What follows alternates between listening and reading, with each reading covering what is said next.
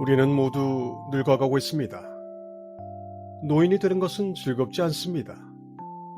온통 아프고 고통스럽고 몸은 약하고 최후가 다가옵니다. 깨달음을 얻으면 자신이 노인인 것을 어떻게 느낄까요? 깨달은 이 내적인 자아는 자신의 노쇠를 어떻게 볼까요? 깨달은 자의 육신도 늙어가는 법입니다. 하지만 그는 늙어가면서 더욱더 행복하고 평안해집니다. 결국 그는 집으로 돌아가고 있기 때문입니다.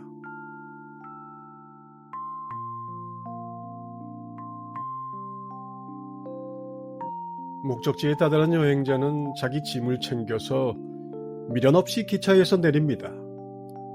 목적지에 다다른 여행자가 비행기에서 내리지 않겠다고 떼를 쓰는 경우는 없습니다. 그것처럼 운명의 실이 다 풀려나가 이제 남은 실 뭉치가 눈에 보일 만큼 얇아졌고 그것이 끝나가는 것이 행복해 보입니다. 물론 몸이 아플 때도 있고 기력이 현저하게 떨어지는 날도 있습니다. 하지만 분명히 보이는 것은 내가 경험하는 신체적인 삶의 안개가 걷혀서 육신에 대한 부담은 나날이 덜어집니다.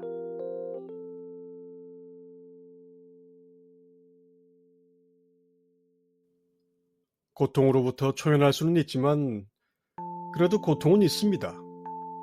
그렇습니다. 고통은 없지 않습니다. 고통이 있지만 그것이 문제가 되지 않습니다. 그것은 받아들여야 할 하나의 상태일 뿐입니다.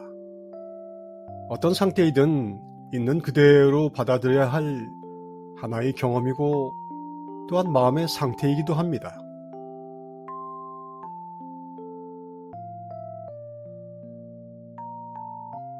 고통뿐만 아니라 가정이나 직장, 나를 둘러싼 인간 사회에서도 이런저런 일들이 생겨나고 역할에 따라 해야 할 일들이 다가옵니다. 그런 일들을 어떻게 느끼는지에 대해서도 특별한 문제를 느낄 수 없습니다. 그냥 지금 느끼는 그대로입니다. 이런 일들도 나날이 그 무게는 줄어들어 어느새 비 내리고 바람 부는 일과 다르지 않습니다. 때로는 아는 사람이 죽었다는 소식을 듣기도 합니다. 늘 일어나는 일이죠. 죽은 이를 아는 사람들과 함께 조의를 나누는 것을 뺀다면 마음이 놓입니다. 저는 그 사람이 다시 집으로 오게 된 것을 즐거워합니다. 몸이라는 무거운 짐을 내려놓고 마음이라는 어리석음을 벗어난 사실을 기뻐하지 않을 이유가 없습니다. 물론 나서서 드러내지는 않겠습니다.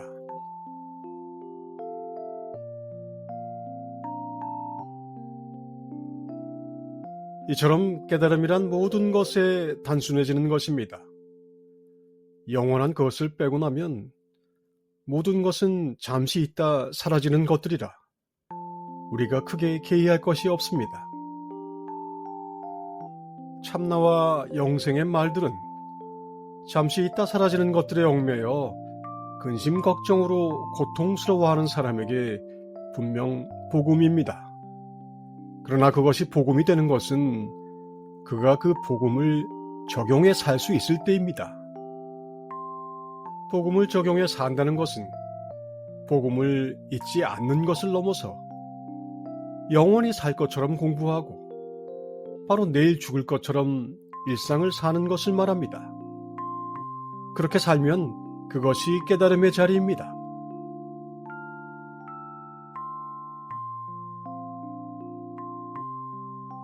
물론 듣자마자 적용할 수 있는 사람은 없습니다.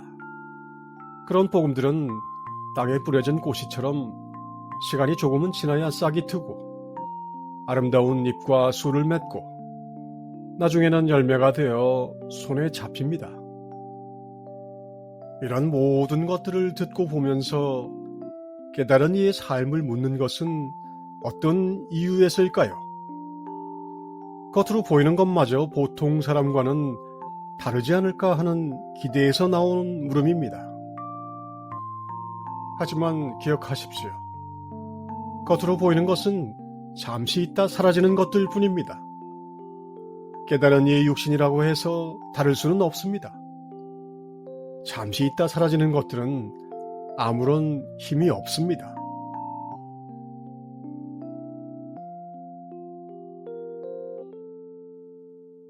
마음에 눈을 뜨고 잠시 있다가 사라지는 것들의 배경에 있는 변하지 않는 것을 찾아야 합니다. 태어나고 자라고 늙고 병드는 것들을 변함없이 바라보는 그것이 영원한 자기 자신입니다.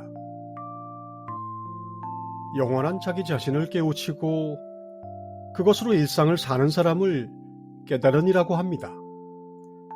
그래서 그에게는 몸의 노화와 병과 문제가 있을지언정 그것을 경험하는 영원한 자기 자신에게 아무런 문제가 되지 않습니다.